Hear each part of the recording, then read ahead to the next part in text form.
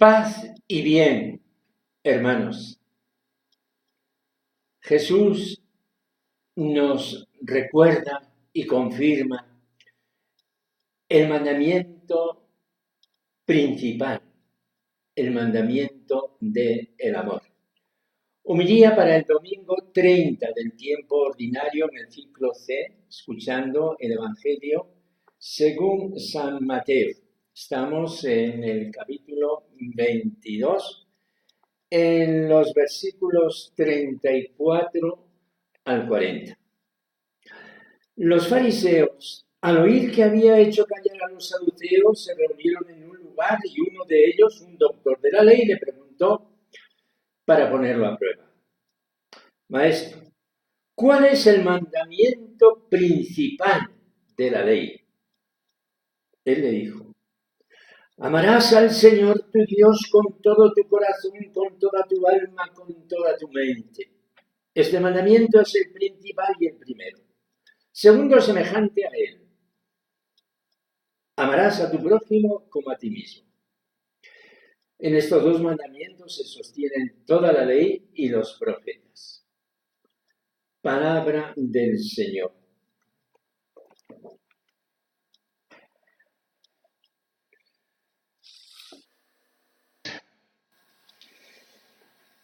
Nos encontramos ante un pasaje del Evangelio que literalmente nos deja arrebatados. De toda la Biblia Santa, que está llena de palabras de Dios, ¿cuál es el principal mandamiento? Nuestros hermanos hebreos, por el inmenso amor a las palabras sagradas que de parte de Dios les habían sido transmitidas por Moisés, por los profetas, habían repasado una a una todas las palabras de las Santas Escrituras. Se habían contado y creo que llegó un momento en que sabían cuál es la palabra que corresponde a la mitad de la Biblia. Los rollos de las Sagradas Escrituras se aman y se acarician. Cuando el uso los hace viejos y ya resultan inservibles, no se los puede tirar a la basura, como se arroja un vestido que ya no sirve. En las sinagogas había sus depósitos para que respetuosamente fueran a parar los libros sagrados que ya no servían. Eso era la Genizá, donde se guardan los libros sagrados que no se usan y a su tiempo se los quema y se entierra. Los cristianos hemos heredado usos semejantes que responden, por otra parte, al sentir universal de los pueblos. Cuando el sacerdote o el diácono proclama el Evangelio, al final besa el libro sagrado, lo besa. Y el sacerdote, el obispo, con el evangeliario, bendice a la asamblea y al evangeliario se le inciensa. Ninguno de estos ritos se hace con el misal que está sobre el altar. El Antiguo Testamento fue dividido en versículos en el año 1448 y el Nuevo Testamento fue dividido en versículos en el año 1551. Y si por curiosidad entramos en el Internet, pues sabemos cuántos versículos, cuántas palabras tiene toda la Biblia. Los judíos llegaron a contabilizar todos los preceptos que se encuentran en la Sagrada Escritura, lo que ellos llaman los mitzvot, y señalaron que eran 613. Entre tantos y tantos mandamientos, ¿cuál es el principal? Una respuesta buena y aceptable podría haber sido: El principal mandamiento es el primero que se lee en la Biblia, que está en el capítulo primero del Génesis. En cierta ocasión Jesús dijo a los judíos: ¿no habéis leído lo que el Creador en el principio creó hombre y mujer y dijo: por eso dejará el hombre a su padre y a su madre y se unirá a su mujer y serán los dos una sola carne? De modo que ya no son dos sino una sola carne. El matrimonio es el primer mandamiento de Dios. Y esto, que el texto, que es del capítulo 2 del Génesis, está anticipado en el capítulo 1, cuando en el relato de la creación se dice: Dios los bendijo y les dijo: sed fecundos, multiplicaos, llenad la tierra y sometedla, dominad los peces del mar, las aves del cielo y todos los animales que se mueven sobre la tierra. Los judíos interpretan que esto no es una consigna, un designio, sino un mandato concreto del Señor. Este podría ser perfectamente el primer mandamiento, el contraer matrimonio para continuar en el mundo la vida misma que viene de Dios y que es sagrada. O lo mismo, un judío podría decir que el primer mandamiento es lo que hizo Dios al final de la creación. Dios sabatizó, descansó de todas las obras que había hecho.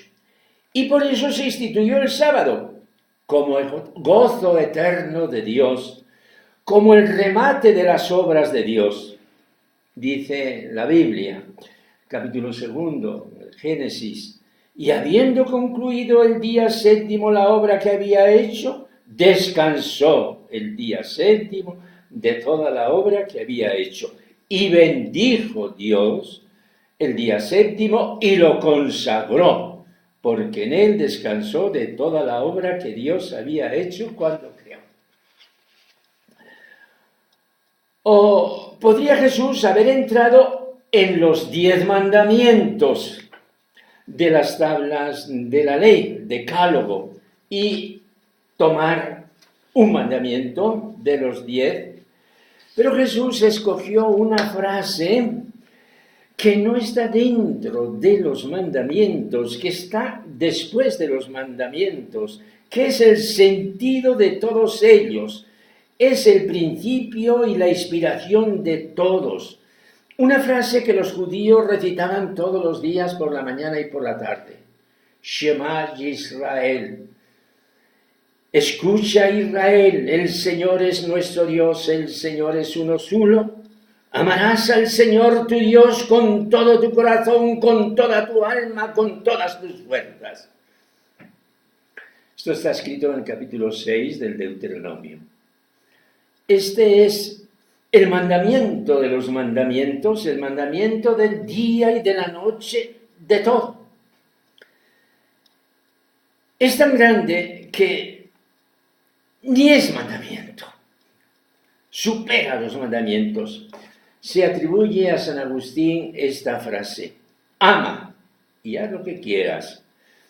Es verdad y no es verdad, porque uno puede pensar: ama y viva la vida, haz lo que te dé la gana. No. Ama con amor de dirección, con amor generoso. Ama con amor oblativo, con ese amor que se renuncia a sí mismo y da la vida por los hermanos. En una palabra, ama con el amor de Jesús. Y con ese amor, entonces, haz lo que te dicte ese amor. Dilige et quod vis fac. Ama dilectivamente y entonces lo que salga de tu corazón, hazlo. El amor verdadero nunca se equivoca. San Agustín, que es un pionero de la voluntad como órgano del amor, entiende que el amor y la razón van en perfecta sintonía y consonancia. Pensar y amar, amar y pensar trabajan en la misma sintonía. Y desde aquí reinterpretamos la unidad de lo que Jesús nos dice. Ama a Dios, ama a tu prójimo. Es una misma cosa. Por eso es toda la ley y los profetas. Hermanos, esto que estoy diciendo, lo estoy diciendo en esta semana absolutamente singular de la historia de España. Lo estoy diciendo desde México, pero lo estoy viviendo en el fondo de mi corazón con una inmensa pasión. ¿De qué se trata? De la Constitución española, de esos derechos primarios antecedentes a cualquier constitución que tienen todos los pueblos de la tierra. Pero ¿qué es un pueblo? ¿Qué es la historia de un pueblo? Que la compartimos todos. Si yo sigo hablando así, soy una voz más en el Parlamento. Y tengo derecho a pensar lo que razonablemente alcance mi pensamiento, sabiendo que quien se sienta a la mesa conmigo tiene el mismo derecho que yo a pensar exactamente lo contrario. Hablamos de derechos civiles y no salimos de política.